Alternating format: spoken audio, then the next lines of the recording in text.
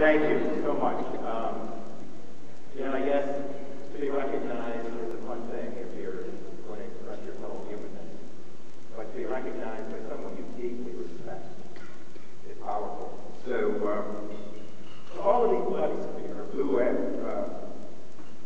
made the walk so important and who have personalized it and have put faces galore onto that walk, I say thank you. I want to recognize Caroline Wagner, who is part of our staff leaders.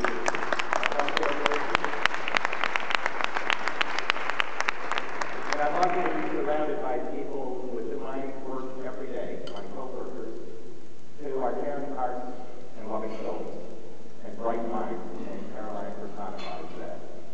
But to this moment, I want to thank Bob, certainly, and I want to thank Nancy and Trevor and all who are part of the foundation for the recognition they provide. I see my good friend Mary King in the audience, who has been just a powerful force in growing my awareness to these issues. Lisa and the team that really provided such a wonderful walk that is done annually now, a Rita walk, in great tribute to an outstanding individual who I never knew, but whose spirit raptures me to do better things as we move forward in government. As I've always said, there is so much work to be done in government.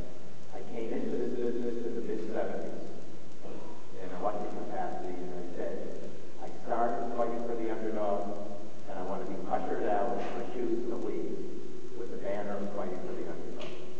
And I just think, in this day and age, where we cut in a Brexit manner, we need to stop and understand where we cut where we can, but we invest where we must. And investment.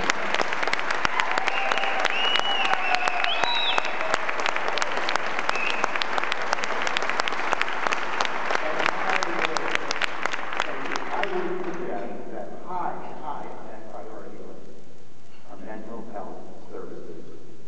We know that we have the wisdom to turn things around.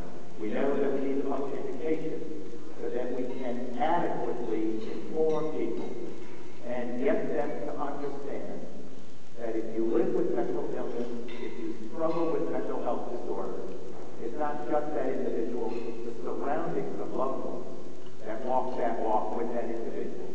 And we need to see it as a chemical imbalance, not a character flaw.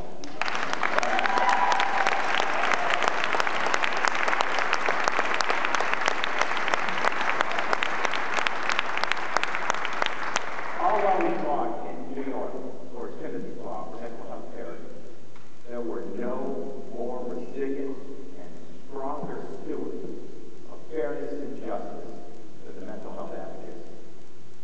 Mild-mannered, totally information-filled, burning candles at midnight at 2 in the morning, waiting for sessions to be released. Doing the fight over a course of years.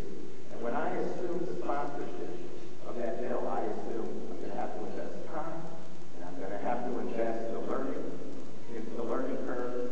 Never expected to have to invest in the emotional curve.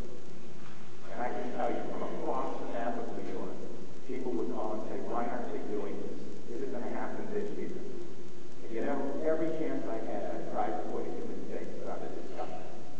Because it's not about moving teams, it's not about growing accounting records, it's about a human life.